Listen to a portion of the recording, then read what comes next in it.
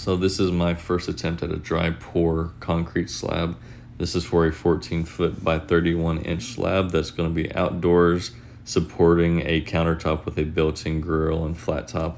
And this all will be covered by pavilion as well. Do your framework like you normally would for a wet pour.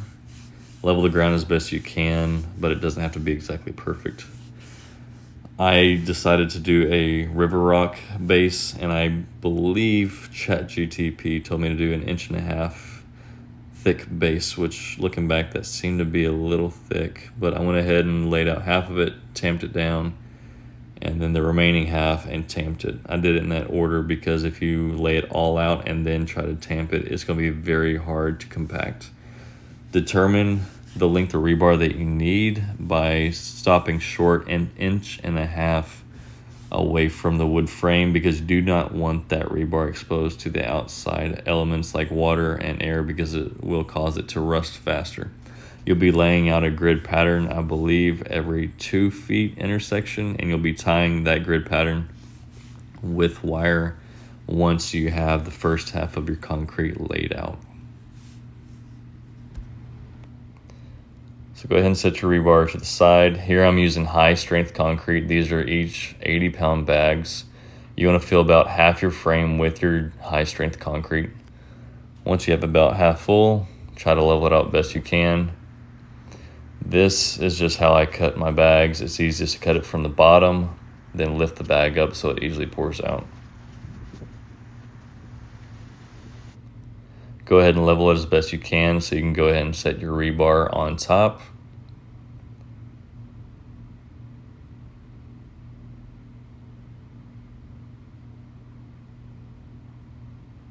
Try to space it as evenly as you can. Tying the rebar in a grid pattern, I used some leftover copper wiring that I had from the electrical wire of the shed.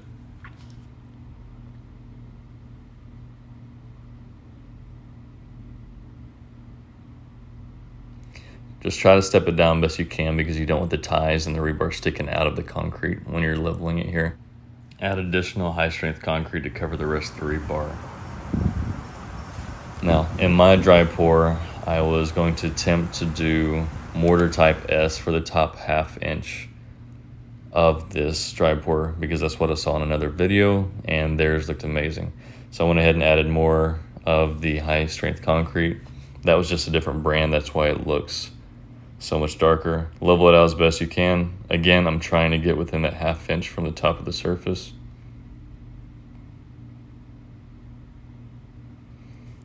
All right, at this point, the aggregate is definitely on the surface, or there is some aggregate on the surface, and I don't know how to get it down. I tried tamping it, but there's still visible aggregate. So if you can do this without the aggregate being present on the surface, good for you.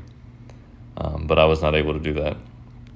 So I went ahead and tried to tamp it some more, settling as best I could. Went ahead and started adding the mortar type S here because I had about a 1/2 inch left. Just apply it until it's heavy enough in certain spots where you can use a sawing motion with a 2x4, going over your level frame to spread it out, and taking off any excess mortar type S that you might have. Now this mortar, there's no aggregate whatsoever. It's a very fine surface. You'll take your edger and just lightly, no pressure whatsoever, getting that line. After you're done edging, you'll be rolling with a dry paint roller, no pressure added. This is to give it a nice finish, but make sure your paint roller is not lopsided like ours was. If it is, just carefully get rid of it. Drive to your local hardware store and get a brand new one. Apply no pressure, gives it a nice finish. You don't want to disrupt that powder too much. After that, you're going to grab your hose, set it to mist. You want it on a mist setting so it doesn't disrupt with large droplets on that fine powder. So just wet it until it changes colors. Let it sit. Some people say it takes an hour, but this only took 20 minutes until it was completely dry. And then we did it for a second time. The first time took 20 minutes. The second drying took 30 minutes until it was completely back to its original color. Now, I think the mistake that I made was that this formed a watertight top layer, because after that second time, I just soaked it pretty good, and that water seeped through, and I believe it released the air from underneath. And here you can see it bubbling the surface of my dry pour. So that top mortar surface where those bubbles are happening, it's separating it from the underlying surface. And here I thought I could press it down and hopefully fix the damage that was done by those air pockets. So I went ahead, tried watering again, letting it soak through as best I could, and more pockets began forming. You can see it bubbling here. I don't know how many air pockets there were. There are at least 3 throughout the entire surface of this 14-foot by 31-inch surface. I believe this was same day. It was probably hour number 4 or 5, so probably at least the 3rd or 4th soaking. You can see those spots where the bubbles were. It's now chipping off. So my hopes for the mortar surface are kind of diminishing at this point. I tried sprinkling more mortar on these parts and brooming over it and then misting to try to repair it. But here in a little bit, you'll see that didn't work. This was 24 hours the next day. I took the frames off. The middle of it looked pretty good where that high strength concrete was. You can see that my rock base was a little thick. The only worry here is that some of those rocks should probably fall out right now, but I will add dirt around the edges and that should hold it in place pretty well, especially with grass growing in. So the high strength concrete did well, but on the surface, that mortar type S is just flaky, and there are some parts that you can just hear when walking on it that it's not as solid. Overall, the slab, for the most part, considering the high strength concrete, turned out well. I wouldn't recommend the mortar surface, but that's just me based on this experience. I'm sure I watered it incorrectly. Just tell me what you think. Here you can definitely hear bits of the surface where it sounds like it's not intact, and I just began chipping away at some of the pieces with a hammer, and it was just flaking off. So I use a metal rake here, just trying to get more of those pieces off that are inevitably going to chip off. So I wanted to go ahead and take care of that now. The rake wasn't going so well, so I decided to try to use a power washer.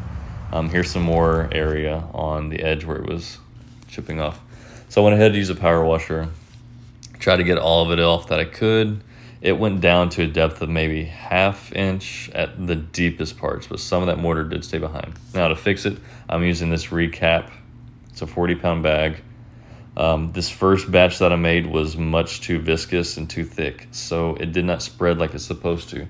I noticed that, and then I gathered up the remaining, tried to put it back in the bucket, and then I added the appropriate amount of water, and now it spreads very well, and it does self-level itself, or at least it seems to. Use a large squeegee to pull over the surface, and here I'm also letting it drip over the edges as well. But this is recap. I think it's by Quikrete, and it has a very high strength, especially compared to mortar, and the compression strength is insane. This stuff will bond to your concrete very, very firmly. Here it did dry in different shades. I had different materials covering it. I had tin covering it in some places while it dried. I had wood covering it in other places. But I'm happy with how this turned out. It felt very strong and sturdy. I'll end up staining this. So my takeaways from this, I do think that dry pour can be really good if done right. I think that I did the first few wetting steps improperly. I believe you're supposed to wet it much more gradually. I think I just soaked it way too soon. Or that mortar was so fine that it formed that airtight or almost watertight seal on the top that didn't allow the air to escape. If I were to redo it all over again, I would definitely continue to use the high strength concrete mix, and I would leave about a 1/4 to a 1/2 inch gap at the very top. I would leave that gap. I would go ahead and do the misting and all the soakings and set it properly. And once it's all done a few days later, I would go back over it with a bag of wet pour recap. That recap is insanely strong, and it gives a really nice finish if you do it properly. So yeah, on to the next project.